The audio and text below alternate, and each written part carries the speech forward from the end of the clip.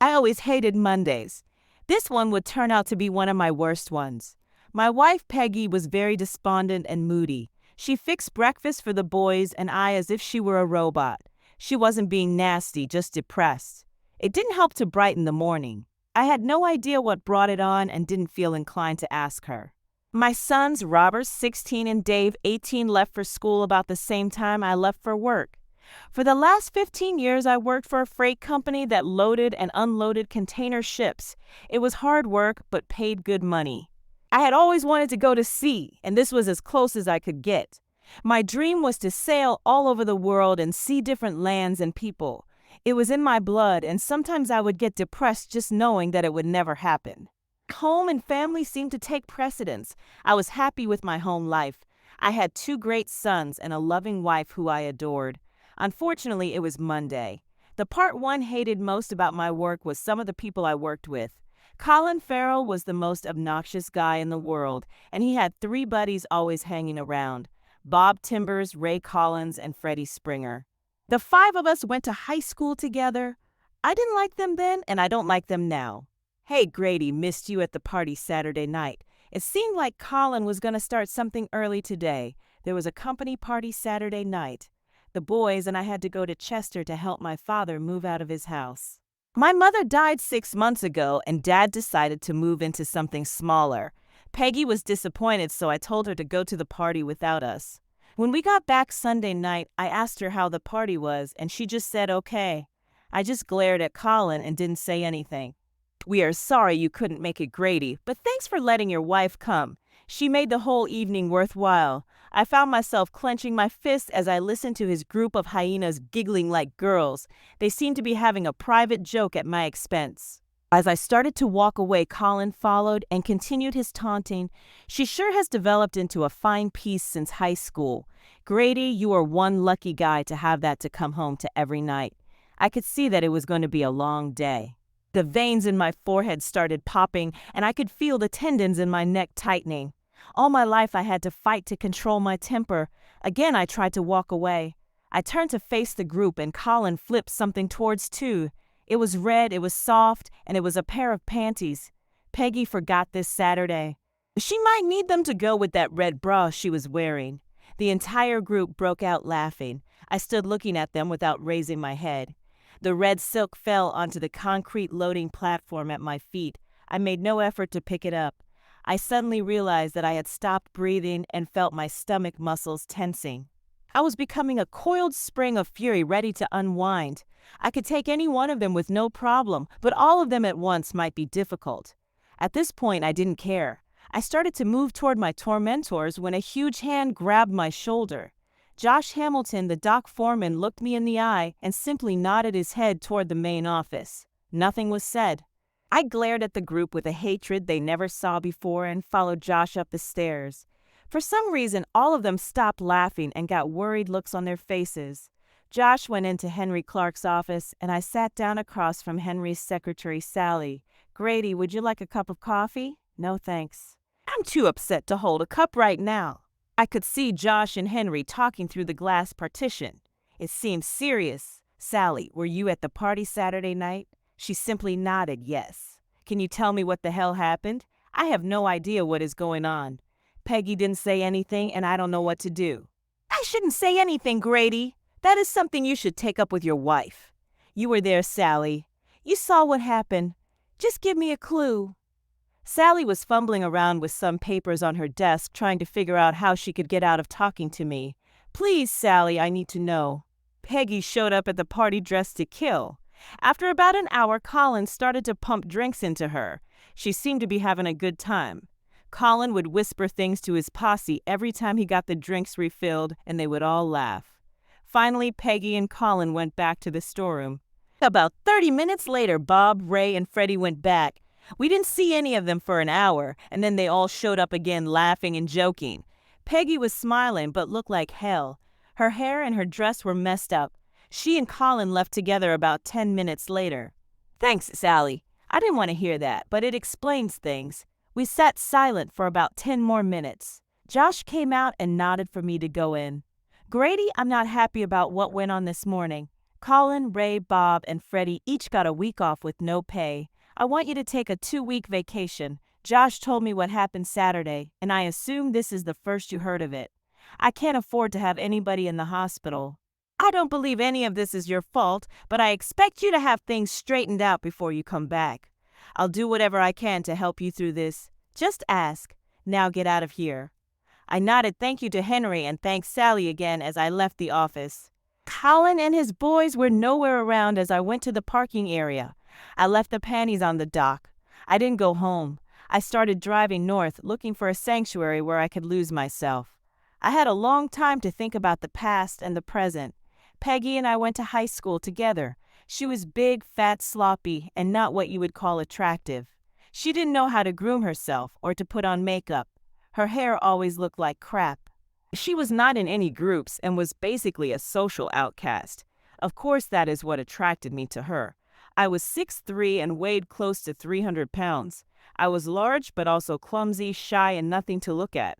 I was too awkward to play any sports. Colin Farrell was just the opposite. He was good-looking, smooth-talking, and athletic. I know it sounds stupid, but the rumor was that the girls would try to get Colin to take them out so that he could pop their cherries. He never had a steady girlfriend, but never went without a date. I hated the guy. He would brag about his conquests, and the girls didn't seem to mind, all except Peggy. Peggy had tried to get Colin to take her out. She wanted to be able to say he was her first. Colin not only turned her down, but he told the whole school about it. He said he only fucked girls and wasn't about to stoop low enough to screw a pig. The kids in school thought it was a hoot, but Peggy was crushed. I viewed this as my chance to move in. Since I had no idea how to court a girl, I just started being friendly. Pretty soon we became close, and by the time we finished school we were a couple. I was the one that got to pop her. I got a job out of school as a construction laborer. In a year's time my flab was gone and I was all muscle and sinew. I was strong and coordinated. It felt good to no longer be a walking joke. Peggy and I were married within a year. Robert and Dave were born very close together, and Peggy started working out at a neighborhood gym shortly after. The transformation was amazing. Somewhere along the way she learned how to fix her hair, put on just the right amount of makeup, and dress to kill. She looked good and I was proud to have her for my wife. I loved her when she was a frog and my reward was a princess. When I got the job at the loading dock, our whole life took a change for the better, until today. The A14 turned into the A1 as I continued to knock down the miles. I knew where I was going, and it was just a matter of time. I thought about my 2 sons. They came from large, powerful stock and showed it. We made sure that both of them were active so that they wouldn't turn into the lumps we did. Dave was about 2 inches taller than Robert and a little leaner.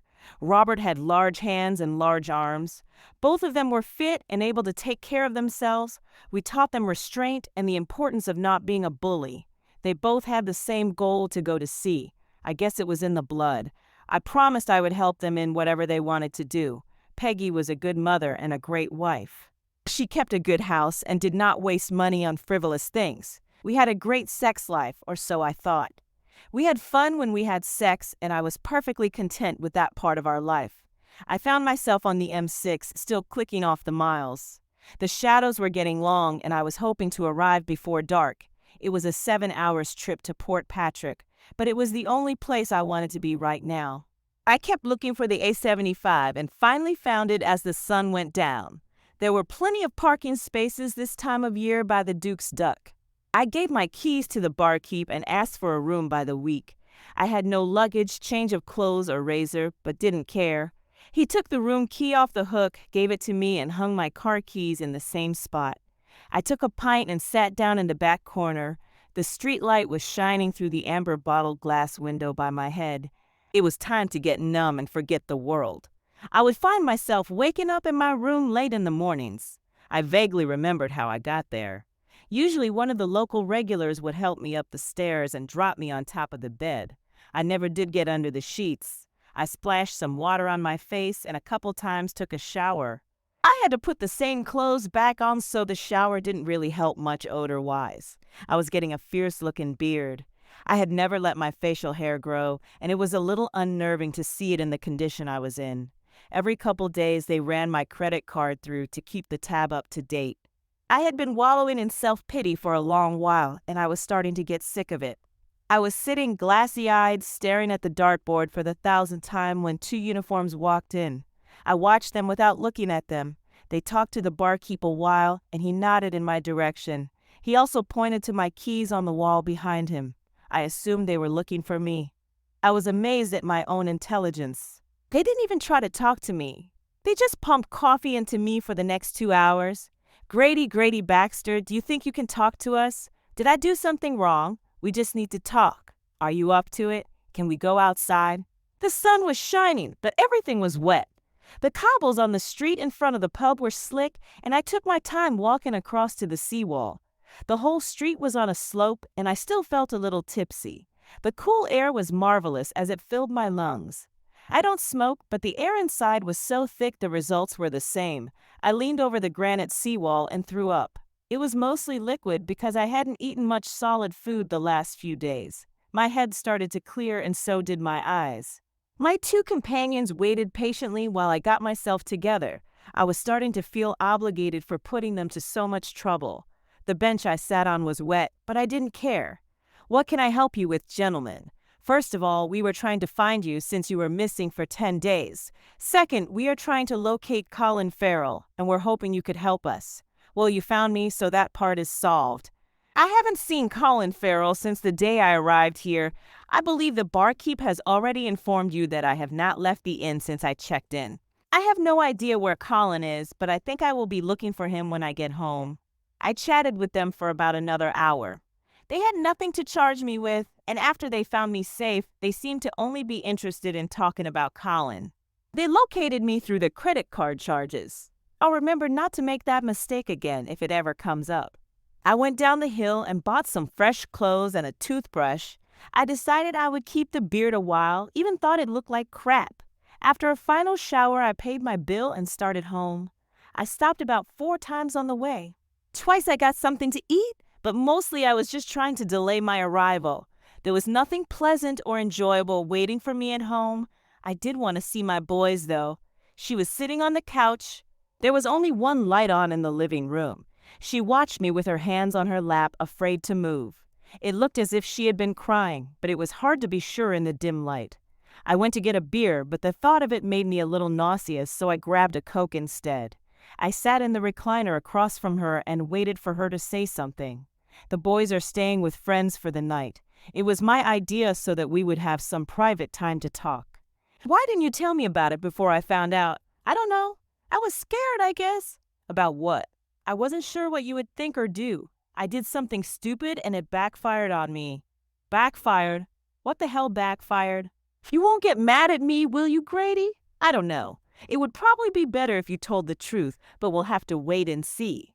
Grady, do you remember what Colin did to me in high school? Yes, I've been wanting to get even with him for that ever since it happened. Saturday night at the party, it seemed like a good time, so I set a trap for him. Doesn't sound like the story I heard. Listen to me, Grady. Like I said, it backfired on me. I dressed up real good and Colin started to hit up on me. I let him think it was working, and he suggested we go back to the storeroom. We kissed a little because I had to do it to set him up. After a while, he was playing with my tits, but outside my bra. I slipped my panties off and waved them under his nose to tempt him and make sure he was hard. Why were you doing this? What were you thinking? I wanted to get even with him. I wanted to make him pay for humiliating me. Anyway, I noticed the bulge in his pants, so I told him to take them off so we could enjoy ourselves. He dropped his pants and underwear, and then I did the thing that girls are never supposed to do. Okay? What the hell did you do? I pointed at his hard pecker and started to laugh. I told him that it was a pathetic excuse for a cock and that there was no way I was going to let anybody with a tiny weenie like that screw me. As I teased him about his manhood, it started to shrink until there was nothing left but a limp thingy. That was a rotten thing to do, but appropriate in this case. Go on. I got myself together and opened the door to leave. Bob, Ray, and Freddie were waiting outside the door. Evidently, Colin had told them they could have seconds after he finished with me, and they were patiently waiting their turns. I walked past them and went to the ladies' room laughing. When I came back to the party, they were all standing around with big smiles on their faces. Apparently, they had told all the other guys at the party they had screwed me in the storeroom. They said that to get even with me for humiliating Colin. I was upset and left. I heard that you left with Colin. That's not true. I left by myself and drove straight home. You left your panties there for Colin? No, I just forgot them when I left. Why didn't you tell me? After they twisted everything around, I got scared. I didn't know what to say to you. So you let me find out for myself in front of all my workmates. I felt like a fool, like a cuckold. They were teasing me about what went on, and I couldn't even reply because I didn't know anything. I had to find out from a secretary what happened, and her story doesn't exactly match yours. She wasn't there. What I told you is what happened. Damn it, Grady, I am your wife. You were supposed to stick up for me and support me. Peggy started to cry and walked into the kitchen. I sat there with my Coke and watched as she leaned on the Formica table and softly cried. I loved her more than anything. She was the only girl I ever cared about. She was feeding me bullshit and putting on the waterworks. Peggy had an agenda to preserve her marriage. Sally had no reason in the world to lie to me. I felt an urge to start questioning Peggy on each and every inconsistency in her story, but decided not to. I couldn't change what happened, and by forcing Peggy to admit to something that she didn't want, wouldn't accomplish anything. I didn't want to know the truth, but I wasn't going to get it from her. I figured I would leave things as they were and let her relax. I took another shower and got into bed with my wife. She laid her head on my shoulder, whispered that she loved me, and we both fell asleep. I still had some days coming before it was time to go back to work. The boys were glad to see me, but were a little standoffish. I suggested a drive to London, which was quickly accepted. Peggy seemed to be happy that the men in her family were bonding. On the drive to London, I found out the boys were both suspended for fighting, a strict no-no in our family. Reluctantly, they explained they were getting a lot of flack about their mother's party escapade and finally decided to put an end to it. Several boys with smart mouths ended up with loose teeth and black eyes. They kept the suspension from their mother, but asked me for an explanation about the party. I put it off. We went to the Maritime and Coast Guard Agency. I asked for 3 applications and the boys were ecstatic. It took an hour to fill out all the forms. I had all the documents we needed, including birth records and passports. After each of us had a short interview, they gave us medical forms to be filled out by a physician. We went to Wagamama for supper and started home. It was agreed that nothing would be said to their mother or to their friends. The physicals were completed the next day, and all we had to do now was wait. I always loved Peggy. She was the only girl I ever loved. She was the only girl I ever had sex with. In fact, she was the only girl I ever kissed. It was difficult for me to believe that she had done something this low. I found her actions despicable and unforgivable. I was still willing to give her a chance if by some reason her story could be proven, but the odds were long. The end of that week, she put the final nail in her coffin. Peggy had been very attentive. She was careful never to mention anything about the party or any references to anything relating to the party.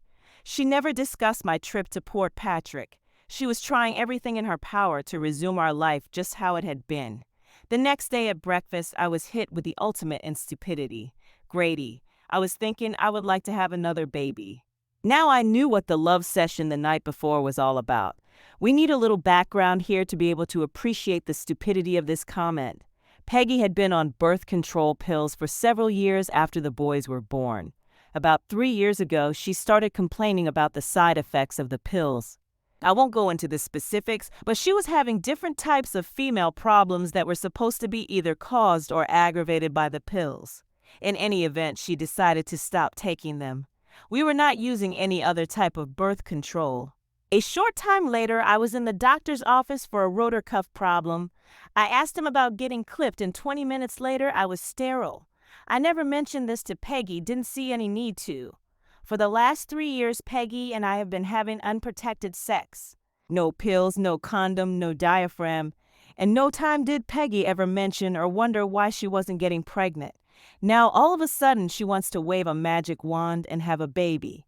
Either she is extremely stupid or she thinks I am extremely stupid. I looked at her in amazement. I think that would be great, honey.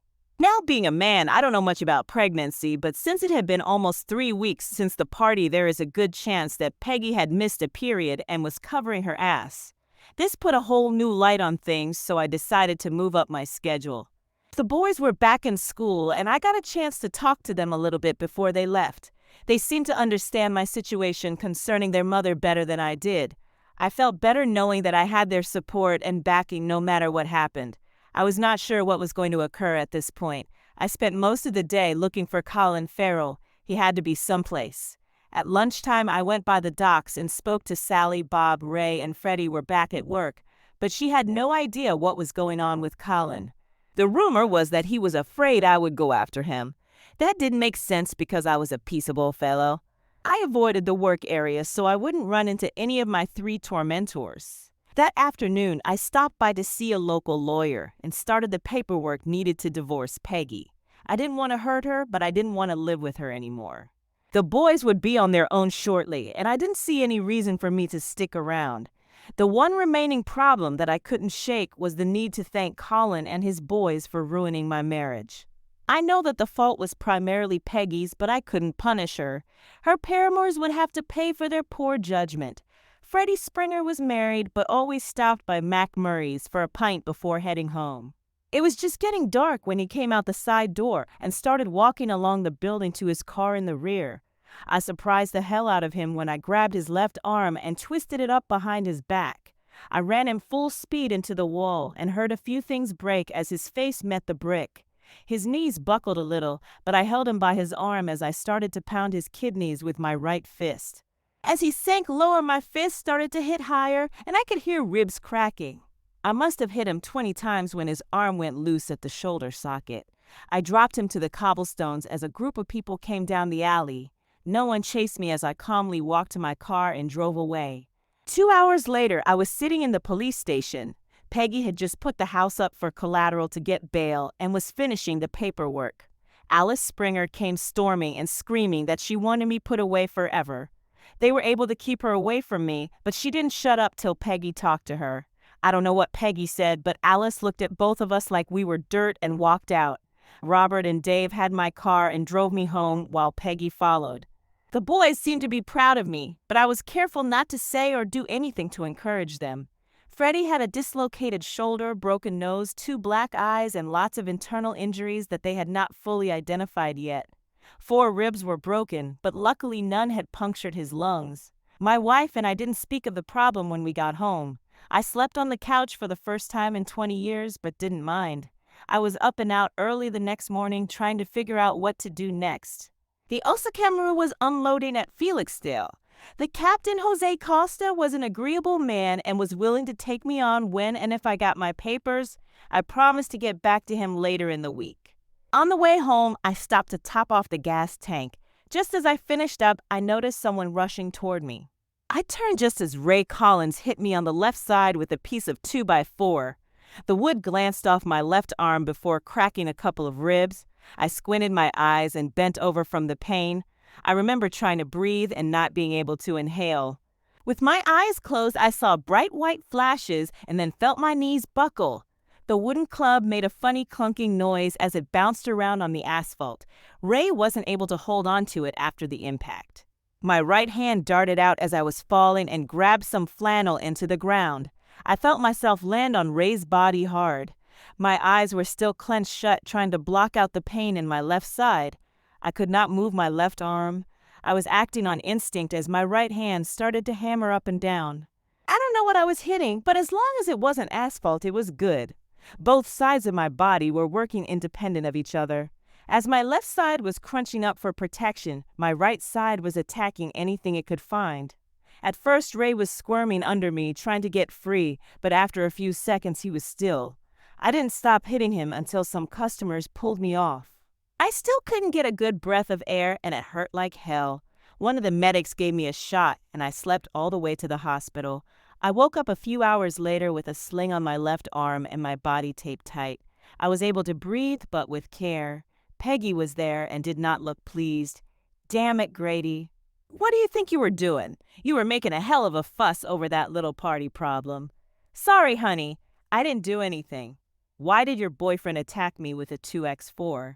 And what do you mean by a little party problem? Either I get a better explanation about what went on that Saturday, or I will continue talking to people. You were not talking?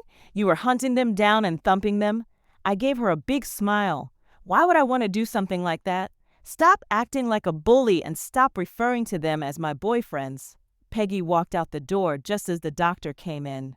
I was more bruised than broken. Ray swung like a little boy. My arm was just sore and the cracks in my ribs were superficial. The pain and problem I had breathing was just from the impact. Early the next morning, Robert and Dave came and picked me up. They were grinning from ear to ear, and I told them to can it.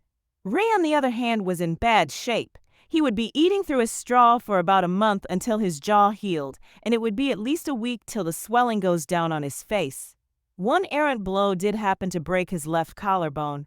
Of course, all the blows were errant because I had no idea what I was hitting at the time. There were no charges against me because several people testified that Ray attacked me first.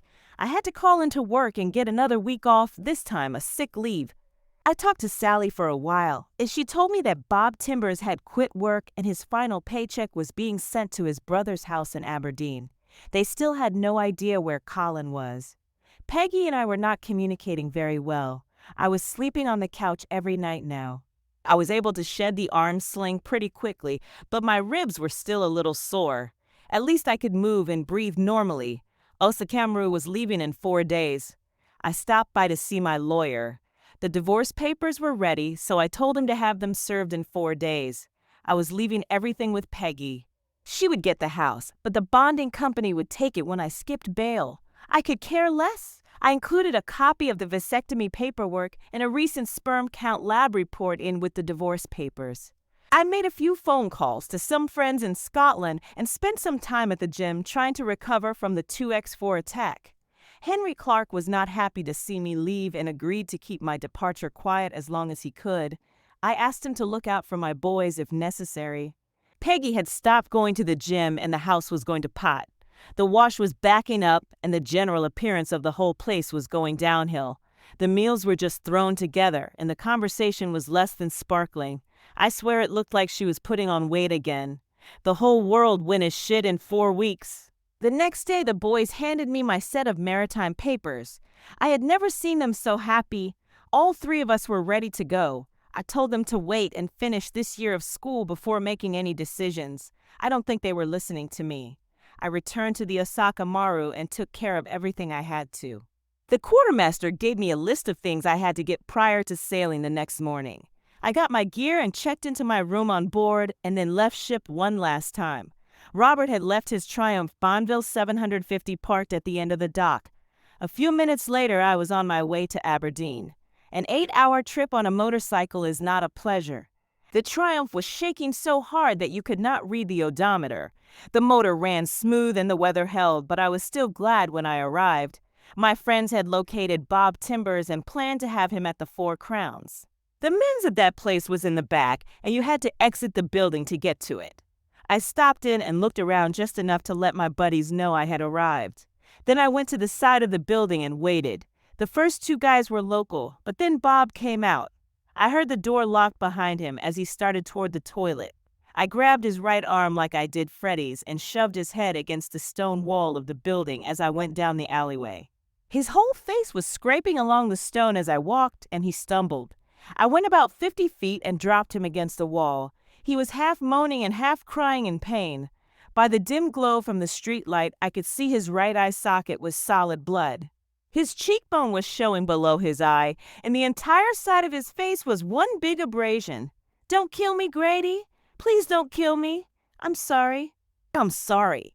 Now, I had no intention of killing him, but I figured there was no point in telling him that.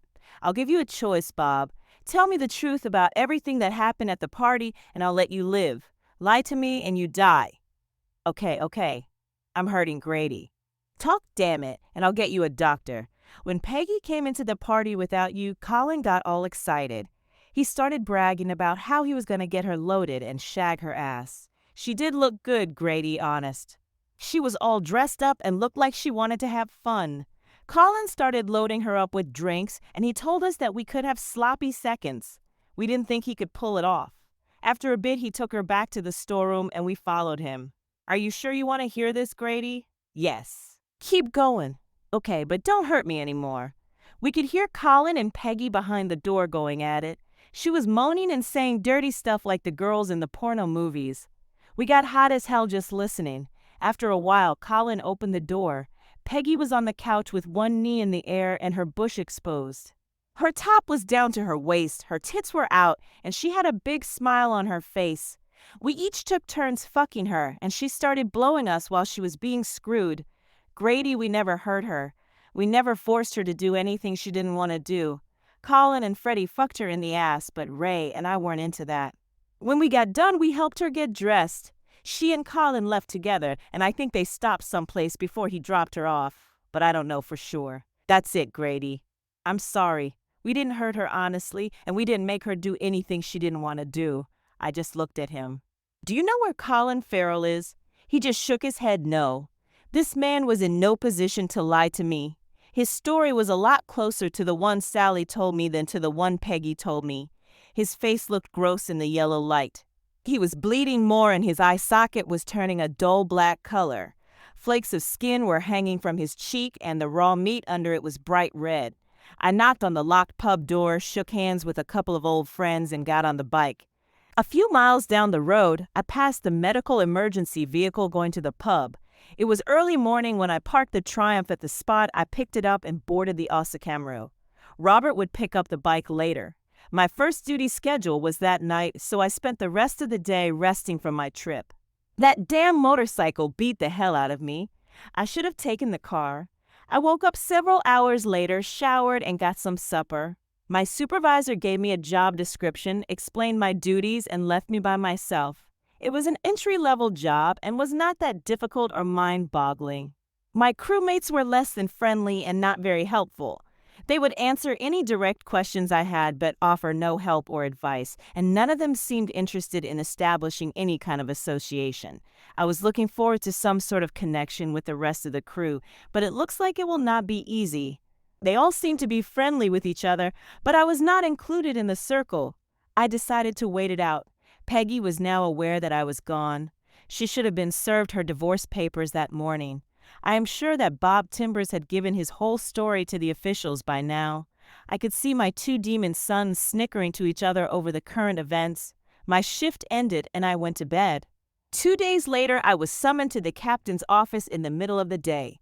Captain Costa did not look happy as I stood in front of him. Mr. Baxter, the Royal Navy has requested permission to land a helicopter on the Osaka Maru in order to transport you back to the mainland. I received an extensive wire this morning justifying the request. I will summarize some of the items on the extradition request. If there are any errors, you can explain them. I simply nodded in agreement. They wish to talk to you about the disappearance of a fellow named Colin Farrell. You have charges against you for the beating of a man named Fred Springer so badly that he lost one kidney and might lose the other. You forfeited bail on that charge. You have charges against you for the maiming of a fellow named Ray Collins that was listed as self-defense, but is being changed because of the severity. Finally, on the night you boarded the ship, you beat a man named Bob Timber in Aberdeen so bad that he lost his right eye. I don't know how the hell you could be here and in Aberdeen at the same time, and I don't want to know. It says here that all this mayhem was done with your bare hands to avenge a personal affront. Do you have any comments, Mr. Baxter? Sir, I am sorry for any problems I might have caused you. I mean about the charges. Just that if I could have found Colin Farrell, he would be in the hospital with the other 3. I really don't know where that son of a bitch is. I'll pack my things and get ready for the helicopter when it arrives. Captain Costa just looked at me and smiled. That won't be necessary. I told him you never got aboard. There is no Grady Baxter on Osaka. Now get back to work. I went back to the crew quarters, took a shower, and got ready for my shift. By the time I finished the evening meal, the police report had circulated through the entire crew. For the rest of the tour, I had more friends that I could handle. I had no contact with anyone from home until we were about a month out. I got a wire from my lawyer. The divorce had already been finalized. So I was now a free man. Peggy lost the house to the bail bond company when I left the country. Colin Farrell was in the hospital with extensive internal injuries and 2 broken kneecaps. The police were looking for Robert and Dave in connection with the beating. My sons found Colin with Peggy in our bedroom before the house was taken back. Peggy was now living in Austell with her sister. She was pregnant and her old weight problem was creeping back. I still had charges pending and my attorney recommended that I do not return. He had no idea where my sons were. The news left me with mixed emotions. The next day at breakfast, the captain walked past the table and stopped. I just wanted to let you know that Robert and Dave Baxter are not aboard the Tanakamara headed for Cape Town. We both smiled. I always wanted to be a seafaring man.